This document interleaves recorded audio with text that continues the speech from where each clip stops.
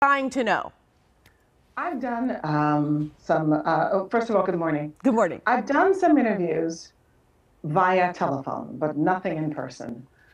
I came home and started to get a little bit nervous about the whole red table takeover. And when I saw it, and when I saw what Will did, I was absolutely so moved that I couldn't watch it. I ended up turning it off and running away from the computer because generally I don't show that kind of vulnerability, but to see him say what he said about his own pain, his own, what he was going through and what I was going through at the same time, we were going through the same thing, but at different times. So I was compelled to finally step on camera and step back in front of the camera to do an interview, which uh, it's time. It's time. It was time. We are so happy that you chose to be with us this morning. You've been through a lot. I mean, clearly, you're what you've been through with the show, what you've been through in your life. We're actually going to show a clip of you and Will Smith talking about the reunion and talking about everything that happened. So let's take a look at that, and then I want to ask you some questions. Sure. You know, words can kill.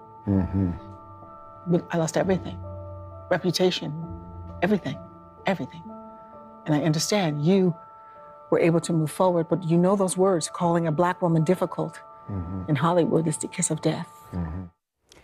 So now that the dust is all settled, are you able to fully accept his apology? Absolutely. That's great. Absolutely. Absolutely. Because all I ever wanted back was my reputation. That's all I've been asking for 27 years. And it wasn't so much, Will's words were, it started the initial war of 27 years later. But when he said, I thought you hated me. So that and Donald Trump and this administration and COVID and all of the losses that we've had in this world, it's time for the hate to stop. They gave me, I didn't find out about the reunion invite until a day before I was to fly out and go to the reunion.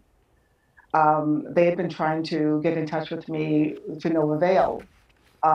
So when I found out and asked whose idea it was, and they said it was Will's, I had to go because I wanted this to be over.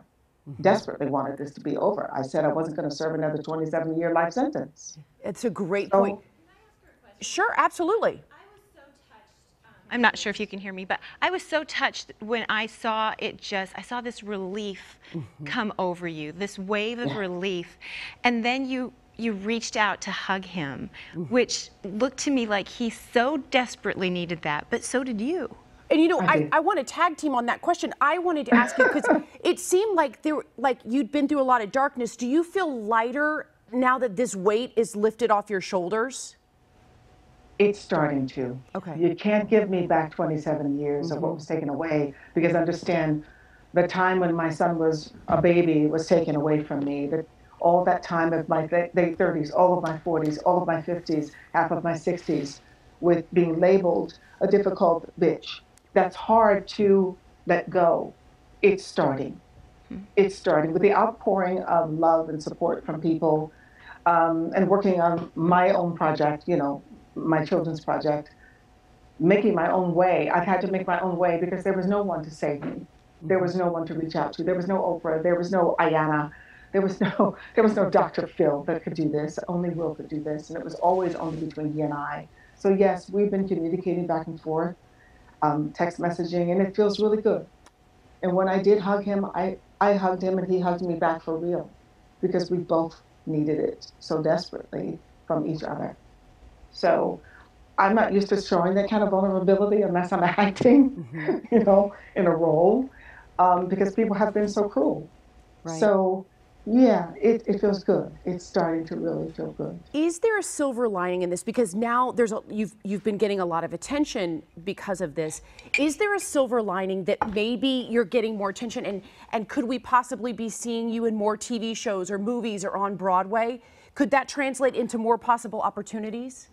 I'm going to be 65 in January. My time of dancing and singing and carrying on like that is done. I'm doing something now with JG and the BC Kids, I'm also working on something else that I can't talk about right now, but maybe. I We'll gotta see. say, you might be 65, but you are gorgeous. Yes. And 65 Thank you. is like the new 40. There's plenty of time for you to do. I can't wait to see what you're going to do. You've handled this with such grace. Like, I cannot wait to see what the strength of a woman like you can do.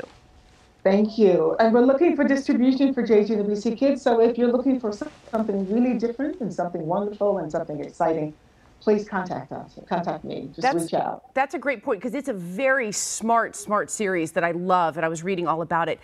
You know, it's interesting because we were talking about strong women, and you never know who's watching, you know, and you never know who you're influencing. And you clearly have influenced so many women all over the world in the last week, but also a little young girl who watched you. Viola Davis actually posted this week. I want you to take a quick look at how adorable this is.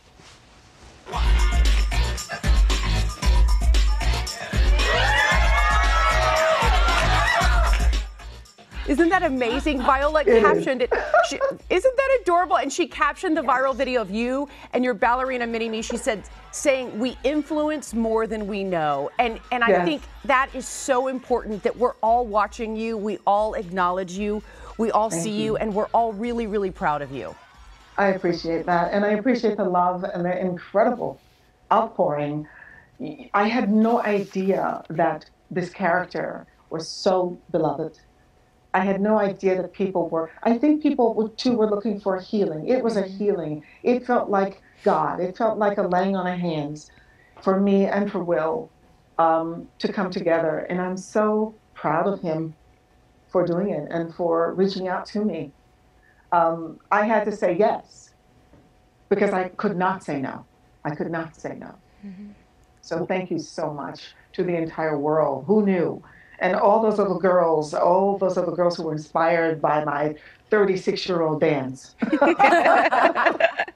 You're so fantastic, Janet. We just love you. And by the way, when you get your children's book on the air and when you get your series on the air, we want you to come back and talk all about it. I'd love to. Because we'd love to see it. So everybody out there, stay tuned to see JG and the BC Kids. We're waiting on that. Janet, we love you. Thank you for sharing with us. Thank you for your vulnerability.